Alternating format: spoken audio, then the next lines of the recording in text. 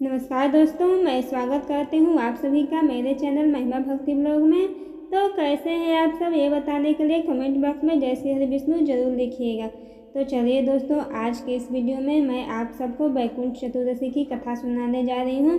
तो आप लोग कथा को ध्यान से सुनिएगा, क्योंकि आधी कथा सुनने से कथा का पूरा फल प्राप्त नहीं हो पाता है। तो चलिए अब हम शुरू करते हैं। तो वैकुंठ चतुर्दशी की पहली कथा। एक बार की बात है, नारद जी पृथ्वी लोक से घूमकर वैकुंठ धाम पहुँचते हैं। भगवान विष्णु उन्हें आदरपूर्वक बिठाते हैं और प्रसन्न होकर उनके आने का कारण पूछते हैं। तब नारद जी कहते हैं, हे प्रभु, आपने अपना नाम कृपा निधान रखा है, इससे आपके जो प्रिय भक्त हैं वही तर पाते हैं, जो सामान्य नर नारी हैं वह वंचित रह जाते हैं। इसलिए आप मुझे कोई ऐसा सरल मार्ग बताइए जिससे सामान्य भक्त भी आपकी भक्ति कर मुक्ति पा सके। नारद जी की यह बात सुनकर श्री हरि विष्णु जी बोले, हे नारद, मेरी बात सुनिए। कार्तिक शुक्ल पक्ष की चतुर्दशी को जो नर नारी व्रत का पालन करेंगे और श्रद्धा भक्ति से मेरी पूजा अर्चना करेंगे, उनके लिए स्वर्ग के द्वार साक्षात खुले रहेंगे।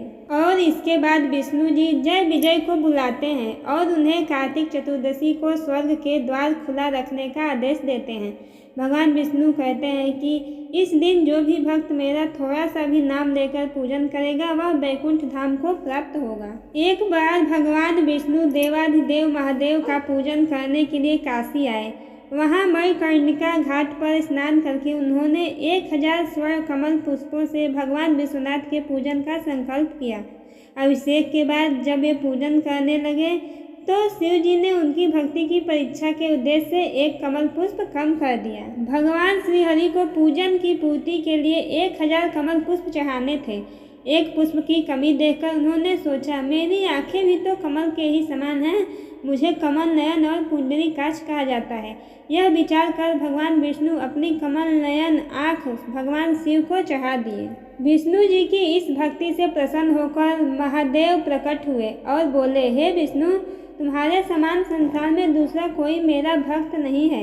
आज की यह कार्तिक शुक्ल चतुर्दशी अब वैकुंठ चतुर्दशी कहलाएगी और इस दिन व्रत पूर्वक जो पहले आपका पूजन करेगा उसे वैकुंठ लोक की प्राप्ति होगी। तब भगवान शिव ने इसी वैकुंठ चतुर्दशी को करोड़ों सूर्यों की कांति के समान वाला सुदर्शन चक्र विष्णु जी को प्रदान किया। शिव जी तथा विष्णु जी कहते हैं कि इस दिन स्वर्ग के द्वार खुले रहेंगे। मृत्यु लोक में रहने वाला कोई भी व्यक्ति इस व्रत को करता है वह अपना स्थान वैकुंठ धाम में सुनिश्चित करता है। अब मैं आप सबको वैकुंठ चतुर्दशी की दूसरी कथा सुनाने जा रही हूँ।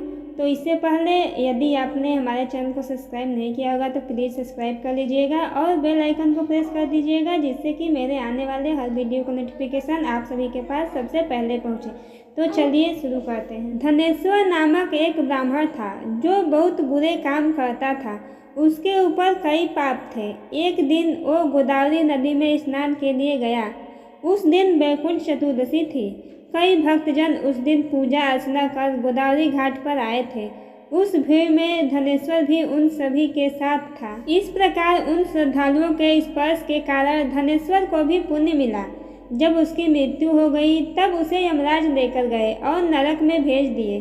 तब भगवान विष्णु ने कहा, यह बहुत पापी है, पर इसने वैकुंठ चतुर्दशी के दिन गोदावरी स्नान किया और श्रद्धालुओं के पुण्य के कारण इसके सभी पाप नष्ट हो गए, इसलिए इसे वैकुंठ धाम मिलेगा। अतः धनेश्वर को वैकुंठ धाम की प्राप्ति हुई। तो दोस्तों, हमारी ये कथा यहीं पे समाप्त होती है। चलिए अब आपको बताती हूँ कि वैकुंठ चतुर्दशी के दिन क्या करना चाहिए और वैकुंठ चतुर्दशी की पूजा विधि के बारे में।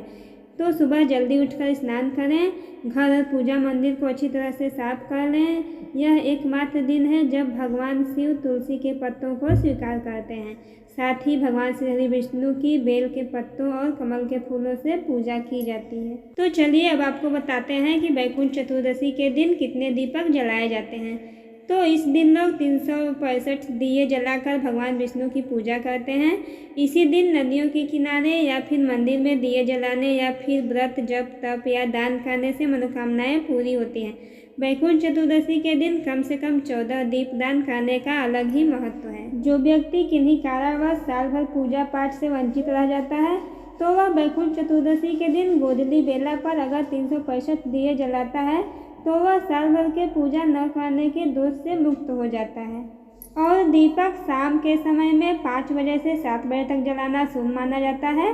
दीपक को हमेशा पश्चिम दिशा में रखना ज़्यादा शुभ होता है। और दीपक जलाते समय हमेशा इस मंत्र का जाप करना चाहिए।